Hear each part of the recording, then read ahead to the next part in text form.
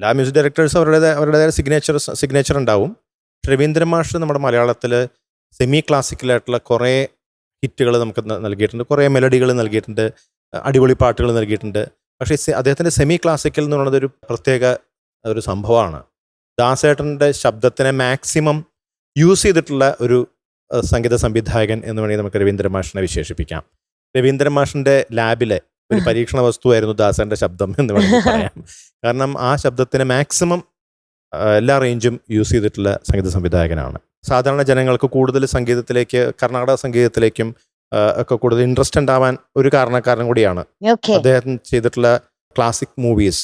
പ്രത്യേകിച്ച് his highness Abdulla, Bharatham, കമലദളം, അതിനു മുമ്പ് ചിരിയോ ചിരി, അവിടുന്ന് 7 സ്വരങ്ങളും മുതലാണ് അങ്ങനെ ഒരു പരീക്ഷണങ്ങൾ സ്റ്റാർട്ട് ചെയ്തത്. ബാക്കിയുള്ളവർക്കൊരു പരീക്ഷണമായി തുടരുന്നു. ഞാൻ രവീന്ദ്രൻ മാഷിന്റെ കുറെ പാട്ടുകൾ പാടിക്കൊണ്ടാണ്, സ്റ്റേജിൽ പാടിക്കൊണ്ടാണ് ഇന്നും ഞാൻ ജീവിക്കുന്നത്. രവീന്ദ്രൻ മാസ്റ്ററുമായിട്ടുള്ള ഓർമ്മ എന്ന് പറയുന്നത് അത് തരങ്ങിണി സ്റ്റുഡിയോയിൽ, തിരുവനന്തപുരത്തെ തരങ്ങിണി സ്റ്റുഡിയോയിൽ ഒരു പാട്ടിന് ട്രാക്ക് പാടാൻ പോയതാണ്. നമ്മൾ നാടൻ ഭാഷയിൽ പറയും പൊച്ചം വന്നെന്ന് പറയും. എന്ന് പറഞ്ഞാൽ പിന്നെ ബാക്കിയില്ല, നമ്മളൊന്നും ഇല്ല. ആ പാട്ട് ഒരു ദിവസം മൊത്തം പാടി, രാവിലെ തൊട്ട് രാത്രി വരെയും പാടി.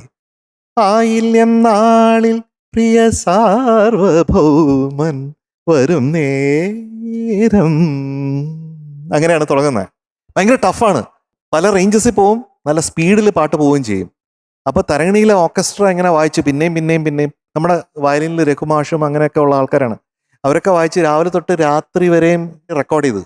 അതിന് എനിക്ക് തോന്നുന്നു ഞാനൊരു 35 പ്രാവശ്യം ഈ പാട്ട് പാടിയിട്ടുണ്ട്. അവസാനം എനിക്ക് ശബ്ദം വെളിയിലോട്ട് വരുന്നത് ഒരിക്കലും മറക്കൂല.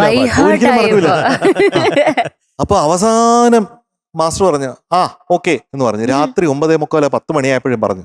അപ്പൊ ഞാൻ വിചാരിച്ചു അവസാനം ഒരു പാട്ട് മര്യാദയ്ക്ക് ട്രാക്ക് പാടി തീർന്നല്ലോ എന്ന് വിചാരിച്ചു. അപ്പൊ മാഷിന്റെ മുമ്പേ പോയി നിന്നപ്പോൾ മാഷ് പറഞ്ഞു, ഒരു വഴിയായല്ലേ, കുഴപ്പമില്ല, എന്തായാലും ഞാനിനി ഈ പാട്ട് ഈ മദ്രാസിൽ പോയി റെക്കോർഡ് ചെയ്തോളാം. അപ്പൊ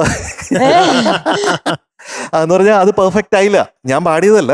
ഐ മീൻ ഓർക്കസ്ട്ര പെർഫെക്റ്റ് ആയില്ല, ഞാൻ പാടിയതും ഒരുവിധമൊക്കെ ഒപ്പിച്ചേ ഉള്ളൂ. അങ്ങനെയാണ് രവീന്ദ്രൻ മാസ്റ്ററുമായിട്ട് ആദ്യമായിട്ട് ഒരു ട്രാക്ക് പാടുന്നതിന്റെ ഒരു ഓർമ്മ എന്ന് പറയുന്നത്.